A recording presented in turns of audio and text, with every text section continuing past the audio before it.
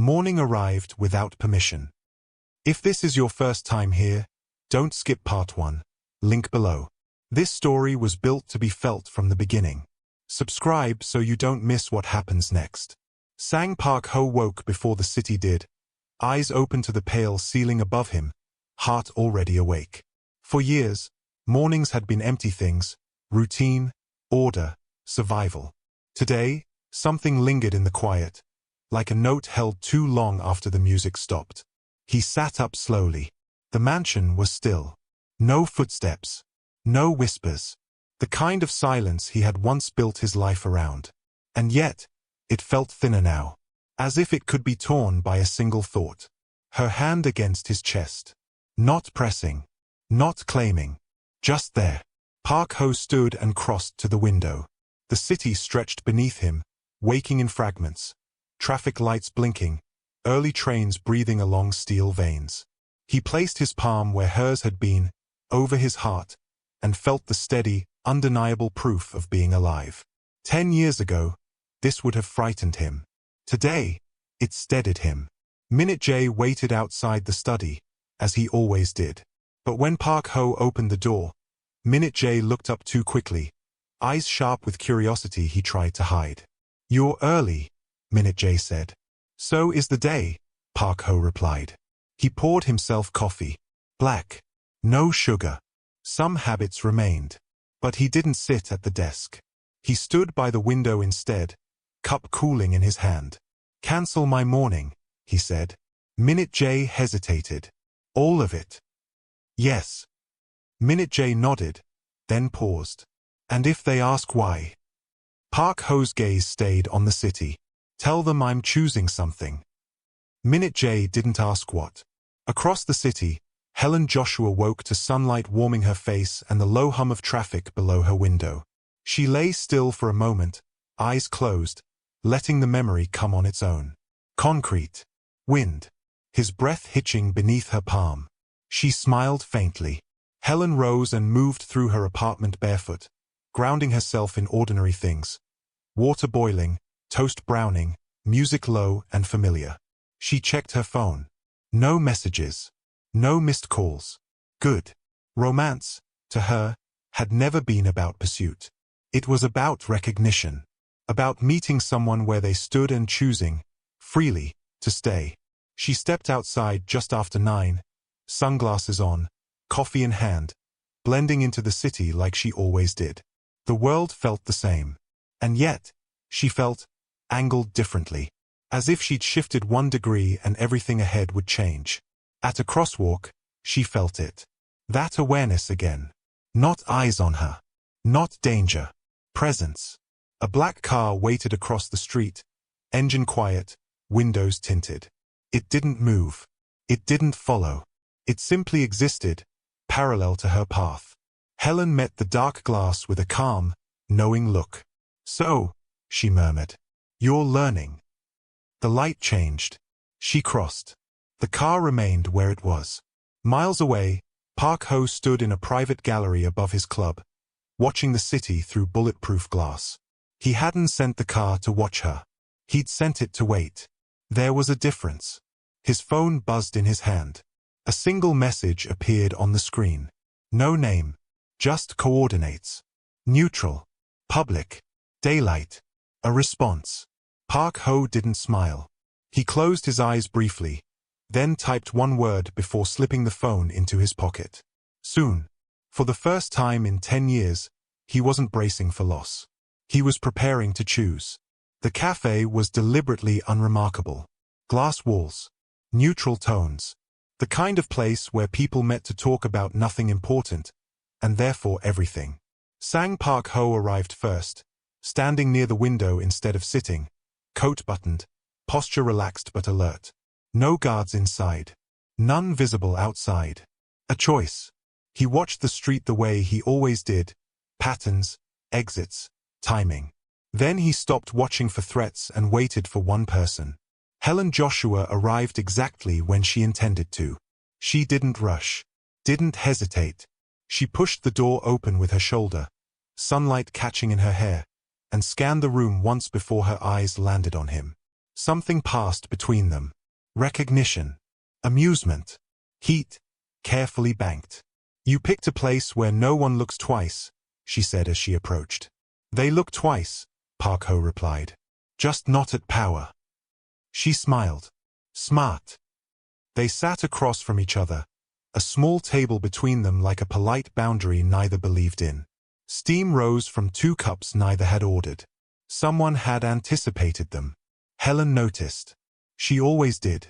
So, she said, wrapping her hands around the mug without drinking. Is this the part where you explain the rules? No, Park Ho said. This is the part where I tell you I don't want any. Her eyebrows lifted. Careful. I am. Silence settled. Not awkward, not tense. Curious. Park Ho studied her face as if it were a landscape that changed with light. Helen studied him the way she studied music, listening for what wasn't played. You didn't come last night to follow me, she said. No. You didn't touch me, she continued. Not really. No. Why? Park Ho didn't answer immediately. He glanced toward the window, then back to her. Because if I had, he said quietly, I wouldn't have known how to stop. Helen's breath caught. Just slightly. She leaned back, assessing him anew. That's not control, she said. That's respect. He inclined his head once. Outside, a group of people laughed too loudly. Life continued, unaware. You should know, Helen said after a moment. I don't do half-steps. I know. And I don't belong to anyone. I know. And if this, whatever it is, becomes a spectacle, I walk away. Park Ho's gaze didn't waver. If it becomes a cage, he said, I'll break it first. That earned him a look, sharp, surprised, impressed. She stood suddenly, decision made. Walk me. It wasn't a request. They moved side by side down the street, close enough that their arms brushed once. Neither commented. At a corner, Helen stopped. This is where I usually say goodbye, she said. And today. She turned to face him fully. The city noise dimmed, like the world had leaned back to watch. Today, she said, I want to know if you're brave enough to be seen choosing. Park Ho didn't answer with words. He stepped closer. Slowly. Gave her time to move away. She didn't. His hand lifted, not to her waist, not to her face, but to rest lightly at her elbow. Permission. Question. Helen closed the distance. The kiss was not rushed. Not hungry. It was deliberate. Mouths meeting with the kind of certainty that came from restraint finally released. Brief. Controlled. Enough to change the temperature of everything. They parted first because they chose to, not because they had to. Helen smiled, breath warm between them. That, she said, was a beginning. Park Ho nodded. Not an ending. As she walked away, he didn't follow. He watched. Let her leave with the choice intact. For the first time in 10 years, he didn't return to silence. He returned to possibility. The city noticed before they did. Not with headlines. Not with names. With pauses. Lingering glances. Invitations that arrived a little too quickly. Conversations that stalled when Helen entered a room, then resumed with new caution. Sang Park Ho felt it first. In the boardroom, men who once spoke freely now measured their words. Deals that usually closed in minutes stretched into hours. Someone asked, too casually, if he'd been enjoying the city more lately. He ended the meeting early. Minute J followed him into the corridor. They are testing, he said quietly. Not openly. Yet. Park Ho loosened his tie. Let them. That works when you're immovable, Minute J replied. Not when you're visible. Park Ho stopped walking. Visible. He turned slightly, eyes sharp but calm. I haven't hidden. No, Minute J said carefully. You've just never stood beside anything before. Park Ho didn't answer. He dismissed Minute J with a look and entered his private office, closing the door behind him. The city shimmered beyond the glass, alive and impatient.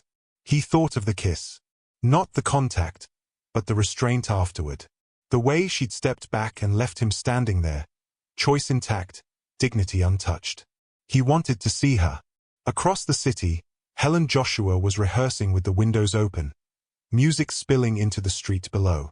Movement came easily today, fluid, grounded, unforced. Her body remembered what her mind had already decided. This mattered.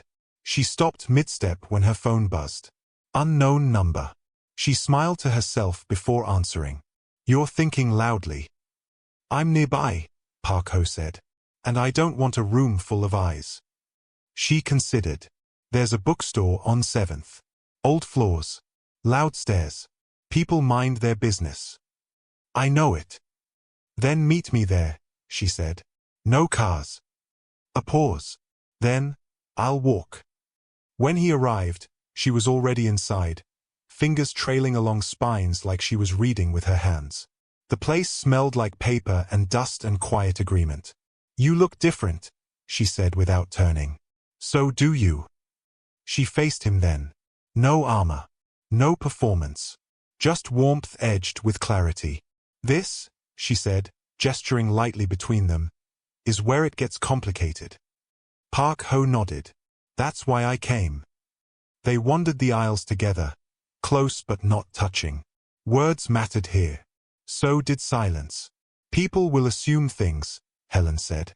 "They always do." "They'll assume ownership," Park Ho replied. Her gaze sharpened. And they'll be wrong." She stopped walking. He stopped with her. "I don't want to be protected," she said. "I want to be chosen. Every time." "You will be," he said. "Even when it's inconvenient." Her breath hitched, just slightly. She reached for him then. Not his hand, not his chest, but the sleeve of his coat. Grounding.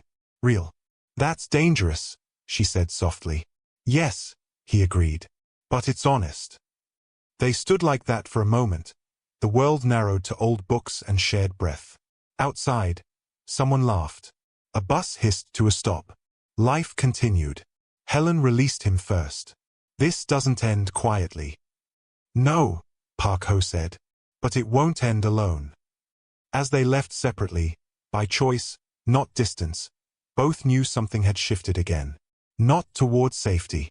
Toward commitment. The first headline didn't use his name. It didn't need to. A blurred photo circulated by mid-morning. Two figures at a cafe window, faces half-turned, bodies angled toward each other with unmistakable intent. The caption was careful. "Curious. Dangerous. Power is shifting."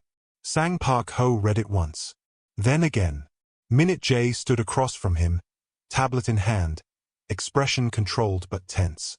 "It's spreading," he said. "Private channels first. Now public ones are circling."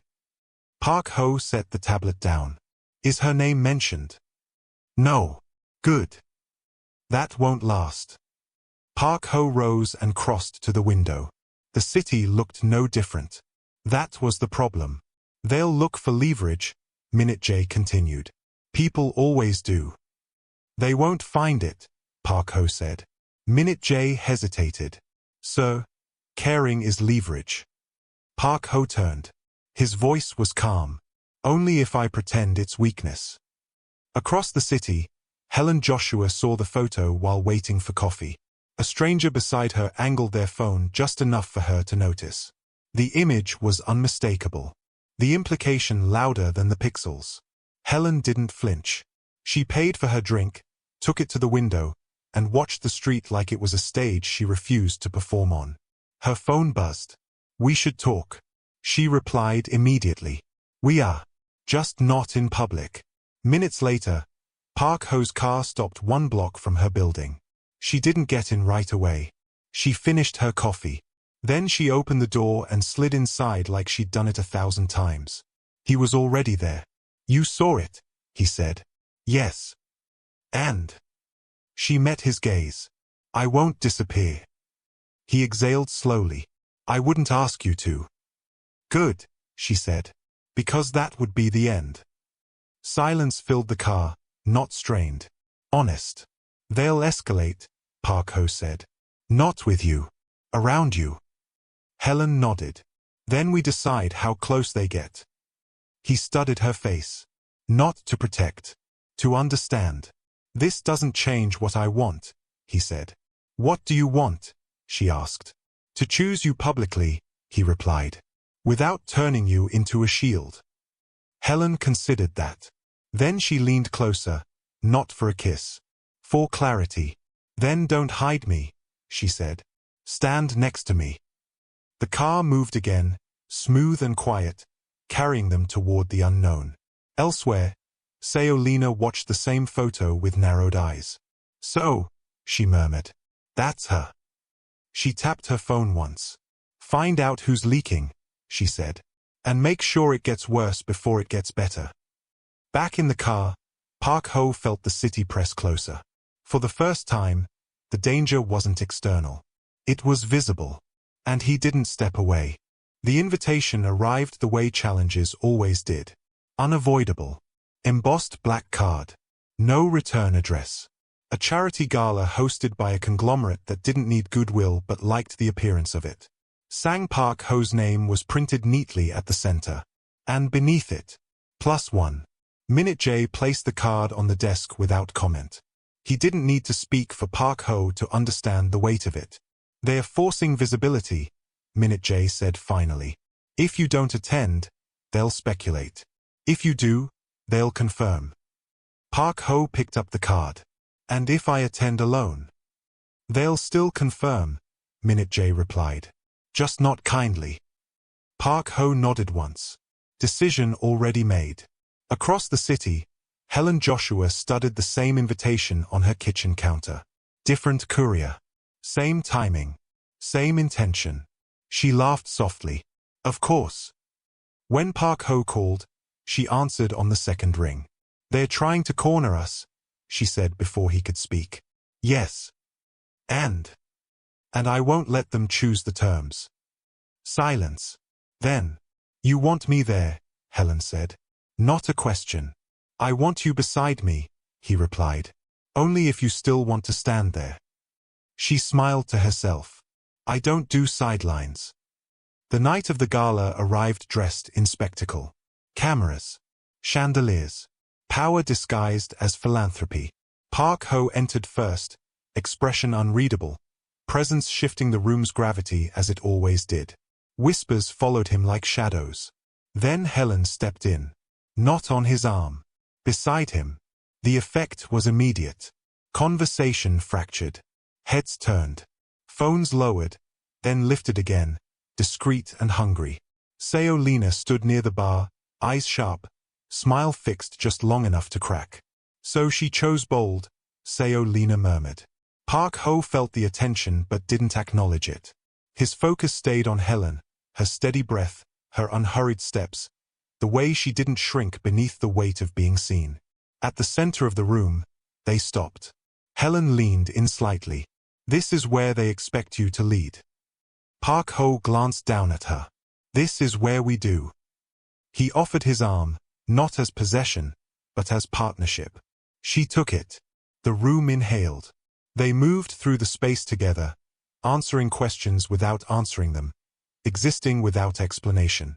When a reporter pushed too close, Park Ho's gaze ended the attempt. When a donor commented too sweetly, Helen smiled just enough to remind them she heard everything. On the balcony, away from cameras, the city spread out beneath them, alive and indifferent. You okay? Park Ho asked quietly. Helen looked up at him. I don't mind being seen, she said. I mind being erased. You won't be, he said. She searched his face. Even if this costs you. His answer came without hesitation. Especially then. Something shifted between them. Not heat. Commitment. Inside, applause rose for a speech neither of them listened to. Outside, Helen stepped closer, fingers brushing his hand, not claiming. Choosing. After tonight, she said, there's no pretending this is small. I don't want small, Park Ho replied. She smiled. Good. Because neither of them had come this far to retreat. The fallout began before the night was over. By the time Sang Park Ho and Helen Joshua left the gala, speculation had hardened into narrative. The city didn't just whisper anymore, it decided. Screens lit up in cars. Phones buzzed in pockets. Power, it turned out, hated ambiguity. In the back of the car, Helen loosened her heels and leaned her head against the seat, eyes closed but mind sharp. "They'll frame me," she said calmly, "as ambition, as distraction, as leverage." Park Ho watched her reflection in the dark glass. "They'll try." "And you?" she asked. "What will they frame you as?" He didn't answer immediately. Then, as careless. She opened her eyes and looked at him. "Are you?" "No." "Good," she said. "Because I won't be someone's mistake." The car slowed as it approached the mansion gates. For the first time, Helen hesitated before entering his world again. Not out of fear, but awareness. "This place," she said, glancing at the iron gates, "comes with ghosts." "Yes. And rules. Most of them are broken." She studied him. "Then let me break one." Inside, the house was awake in a way it hadn't been in years. Servants moved quietly, but with curiosity they didn't bother hiding. Helen felt it, but didn't bend to it. In the study, the city glowed beyond the glass. Park Ho removed his jacket, then stopped. "This is where people expect something to happen," Helen said softly. "Yes." She stepped closer, not crossing the last inch between them. "And if it doesn't?" "Then it means we're choosing what's real," he replied. The space between them closed naturally this time. No audience. No symbolism. Just two people standing in truth. Park Ho lifted his hand to her face, fingers warm, reverent. Helen leaned into the touch without surrendering herself. Their foreheads touched first, breath mingling, hearts loud. "This isn't escape," she whispered. "This is arrival." He kissed her then. Slow, certain, deepened by everything they'd withheld until now. No rush. No need to prove. When they parted, it was only to breathe. Outside the study door, Minute J stopped when he heard nothing but silence. And understood everything. Across the city, Seolina watched the same gala footage loop again, jaw tight. "She thinks she can stand there," Seolina said coldly. "Let her." She typed one message. "Release everything." Back in the mansion, Helen rested her forehead against Park Ho's chest, listening to the rhythm she'd awakened. "Tomorrow will be ugly," she said. "Yes. And you'll still choose me." Park Ho's answer was immediate. "I already have." Thunder rolled faintly in the distance, not a warning. A promise. The storm arrived dressed as truth. By morning, the city had chosen its villain, and its fascination.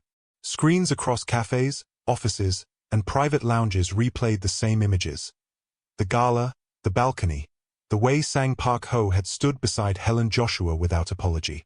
Commentary followed quickly, sharpened into speculation. Influence. Distraction. Weakness disguised as romance.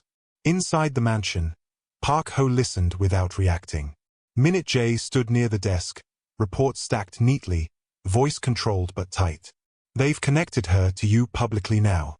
Not by name in every outlet, but enough that it won't matter." "And the source?" Park Ho asked. "Multiple drops," Minute J replied. "But the timing suggests coordination." Park Ho nodded once. "Contain what can be contained. Leave the rest." Minute J hesitated. "Sir, some of this isn't about you." "I know," Park Ho said. "That's why it ends with me." Across the city, Helen Joshua sat at her kitchen table, phone face down, sunlight cutting clean lines across the floor. She hadn't watched the clips. She didn't need to. She'd lived long enough to recognize when curiosity turned predatory. A knock sounded at her door. She didn't flinch. When she opened it, Park Ho stood there alone. No guards. No car waiting outside. Just him. "You walked," she said. "Yes." She stepped aside without comment. He entered her space the same way he entered everything now, with care. "They are circling," she said. Tighter than before. I know. And you came anyway. I chose you yesterday, he replied. I don't reverse decisions under pressure. She studied his face, searching for cracks. Found none. They'll ask me to disappear, Helen said quietly, to make this easier for you. They already have, Park Ho replied. Her eyes lifted sharply. And I said no. Silence settled between them, heavy but steady. This is the part where people expect sacrifice, Helen said. Yes. And usually, she continued, it's the woman who pays.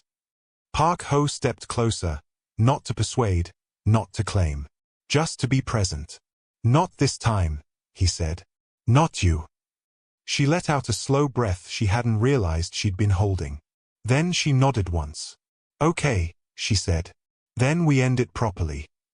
By afternoon, Park Ho stood before a room full of men who had never questioned him before. This ends today, he said calmly. Any narrative involving Helen Joshua ends with me. Someone laughed nervously. You can't control curiosity. I don't intend to, Park Ho replied. I intend to make it irrelevant. Later, as dusk settled, Helen stood on her balcony, watching the city respond in real time. Stories shifting, tones softening, attention recalibrating toward him.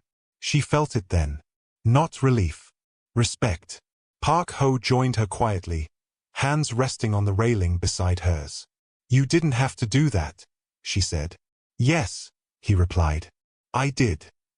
She turned to face him fully. This is what choosing looks like. He met her gaze. This is what staying looks like. They stood there together as the city adjusted, not because it was kind, but because power had spoken clearly. And for the first time, Helen didn't feel watched. She felt seen. The city learned how to be quiet again. Not silent, never silent, but respectful, recalibrated. Stories moved on. Attention shifted. Power, having tested its limits, retreated to safer games. Sang Park Ho remained exactly where he had always been. Only now, he was no longer alone inside it.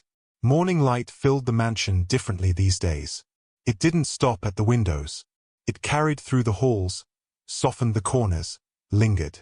Park Ho stood in the kitchen, an unused space for years, watching Helen move barefoot across the marble floor like she had every right to be there. She did.